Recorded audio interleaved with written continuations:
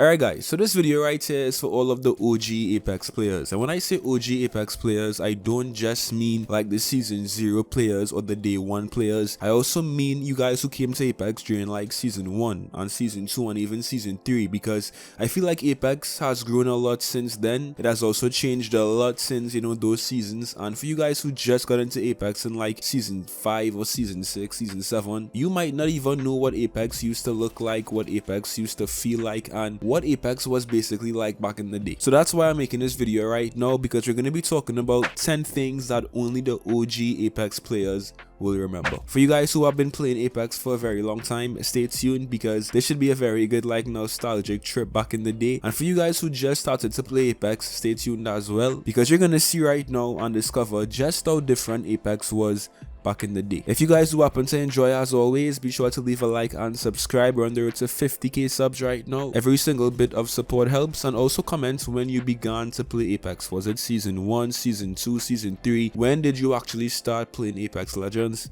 Let me know. Alright guys, so first up, one of the most OG things about Apex was the PK. The Peacekeeper was turned into a care package weapon back in season 5. So season 8 right now is our 4th season of actually playing Apex without the PK being ground loot. Obviously the Mastiff has replaced the PK as the primary shotgun in this game, but for you guys who weren't playing Apex back in season 1 and season 2 and season 3, the PK was a lot more dangerous than the Mastiff is right now. We always hear complaints about how strong the Mastiff is, how, you know, noob friendly the Mastiff is as well, but guys, back in the day, the PK was even more insane, and let me tell you why. First of all, the PK was a lot more consistent than the Mastiff. It was a lot easier to get 100 damage per PK shot, and it was overall a much more reliable shotgun compared to the Mastiff that we have right now. The PK also had the exact same damage when you hip fired and when you ADS'd, which is a big difference because you can't really reliably hip fire the Mastiff right now in Apex. It's not as good, but the PK also had the precision choke, which meant basically you had insane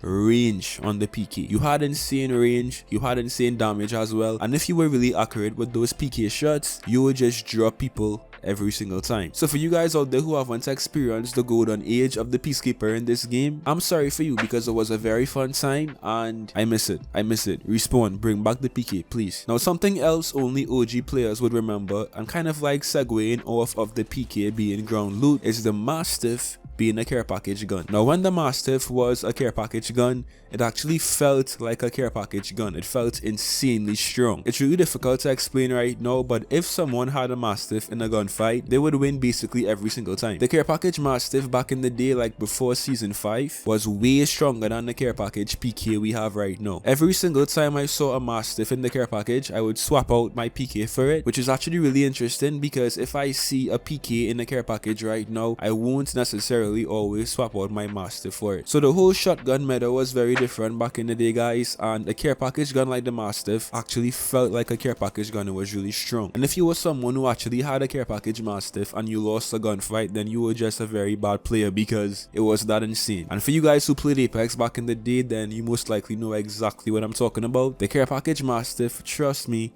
was cracked. Now this next OG thing was actually very iconic, and this is Wraith's original anime run. Now it isn't as OG because I think Respawn only changed this back in season 6, but it was such an iconic and special animation, and it made Wraith, you know, that more unique in Apex. Respawn replaced Wraith's anime run back in season 6 because according to them and their stats, the anime run made Wraith just a bit more difficult to hit. So they gave Wraith a very normal and just plain, honestly kind of crackhead looking run, and it's definitely not what it used to be. It's not the iconic anime run or even the Naruto run. It's not the same. It's just not the same. And Respawn replacing her signature run kind of, you know, spelled the end of an era for Wraith. So that's actually really sad. Hopefully Respawn will bring back this animation one day. We'll see. Alright, so next up, let's talk about Lifeline's fast heals. Before Lifeline had this insane spam res, which is kind of broken right now in the game, her passive was actually very different. Basically what her passive was is she could heal 25% faster, and this made Lifeline very, very dangerous as a solo individual. Obviously now she has a lot more team value because of the res, but everyone knows back in season 1 and season 2 and even season 3, I think, how valuable and how, you know, clutch Lifeline's fast heals were. Respawn has said that the reason they changed Lifeline's fast heals and gave her this new passive is because Lifeline is supposed to be a support legend to help out her teammates, and having fast heals didn't really help out her teammates, it just helped out herself, which is why Respawn then gave her the faster res. Nevertheless guys, Lifeline having fast heals was a very interesting time in Apex, and I'm sure many Lifeline mains out there miss that right now. Now this next OG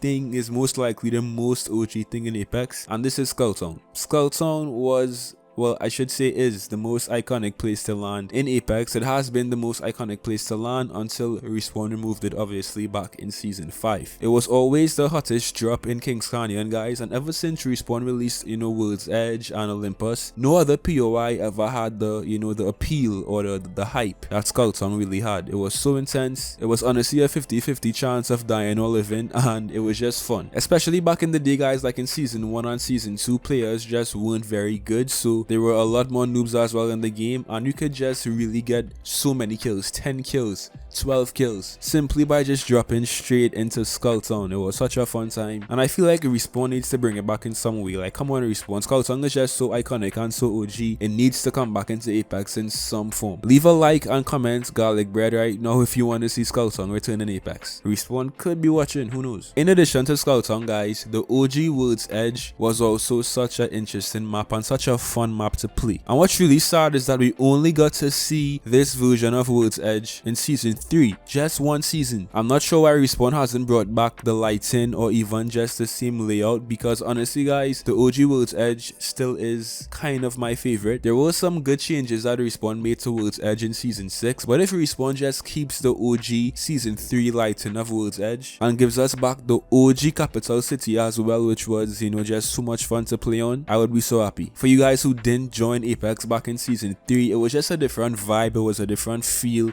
it felt new, and as I said, we haven't seen that map, we haven't gotten to play Apex on that map outside of LTMs since season 3, so I would personally love to see the OG World's Edge return. It is my favorite version of World's Edge and I just miss it, so hopefully one day we'll see it back. Now something else that most of you guys who played Apex during season 1 and season 0 and season 2 would remember was the OG Wingman. The Wingman right now is still a pretty good gun, but back in those seasons guys, it was like twice as good, because first of all, the base ammo count on the Wingman was 8. Without any mag, it had 8 bullets in it, which is very different from what it is now, and if you got a purple mag, it would then go up to 12. If that isn't crazy enough, it also had a faster fire rate as well, and it also had better hip fire too, so it was just all around a much more insane gun back in the day. Everyone loved to use that gun, and if we're seeing a trend right now guys, there were a lot more OP things about Apex back in the day, because the game was fresh, the game was new, players weren't as good, and it's only until players began to like abuse certain things that Respawn made changes to like weapons and legends and stuff. So the Wingman was one of those very OP things, and I think it was nerfed in season 3, correct me if I'm wrong, but I believe it was season 3 when Respawn gave the Wingman that huge nerf. So for anyone who loves to use the Wingman right now in Apex, it would have been 10 times as good back in season 1 and season 2, so yeah. Now I would say the most fun LTM Apex ever had was a third person mode LTM. Believe it or not guys, yes, Apex had a third person mode LTM. It was actually playable in game in pubs, and it was so much fun. Obviously right now there is a glitch in game that you can actually go in the firing range and go in third person, but there was a full dedicated LTM just for this back in season 3. This was a part of the Grand Soiree event back in season 3, where Respawn had 7 rotating daily LTMs that took place. So we only got to enjoy this third person mode for literally one day, and to this day it's still my favorite LTM that Respawn ever actually had in this game. It was such a different vibe, and if you were really good in third person games, you could have really taken advantage of like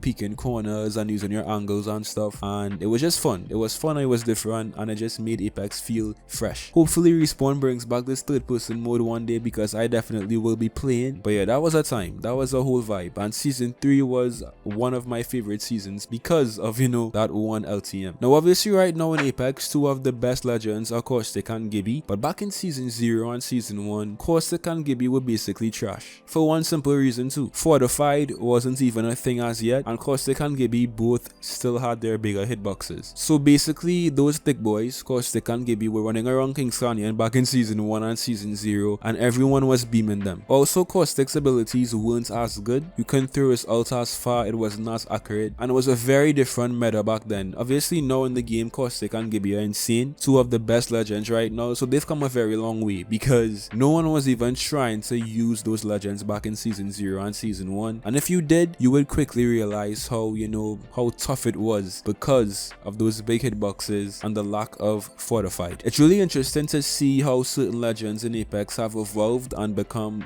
better or become worse. And talking about legends becoming worse, let's talk about Pathfinder real quick. Pathfinder up until season 4 was the second best legend to Wraith. I would say Wraith was always the best because I mean it's Wraith, but Pathfinder was definitely up there, and a lot of pros used Pathfinder a lot in comp as well for many reasons. First of all, he was the only legend to even have the ability to scan for the next ring, which was so important in like ranked and comp. Obviously now Crypto and Bloodhound can't do that, but back in the day only Pathfinder could, but mainly as well because of Pathfinder's grapple. His grapple was on a 15-second cooldown, which made it insane, and obviously if you had a good helmet it was like 12 seconds, 13, or I don't know, it was just a lot less, and it made him very mobile, very quick, and the movement that you can pull off if you knew how to use Pathfinder in season 1, in season 2, in season 3 would have made you such a dangerous player in this game. So it sucks that Respawn had to nerf him so badly. The initial nerf in season 5 was just way too overkill. He's in a much better place right now, but he still isn't what he used to be back in those early seasons because he was insane. Pathfinder was cracked, and for you guys who played him back then, you know exactly what I'm talking about. And the very last, most nostalgic, most OG thing about Apex, guys, is noobs. Apex doesn't really seem to have any noobs anymore. Everyone is a sweat. Everyone is trying to get a 4K badge or a 20 kill badge, and skill-based matchmaking has just made things a lot worse. But back in the day, you know, up until season 3, I would say, it was so much easier to just play Apex, to just relax and chill and have a really fun time. The lobbies were so much different, so much more laid back, and ranked was sweaty. Like ranked was really where you would go if you wanted to sweat, but in pubs it was chill. And I feel like most of us right now who played Apex since the early days, we miss the feeling of just going into a game with friends and just vibing and chilling and not having to sweat every single game. So that's like the biggest thing I miss about, you know, Apex in the OG days, and I'm sure so many of you guys watching this video right now miss that too. So with that said, what is the most OG thing? What do you guys miss the most about the early seasons in Apex? Comment right now. As I always say, I read every single comment, so don't be shy. I want to see you guys' thoughts. That's it for me today, and I'll see you in some more Apex. Till next time.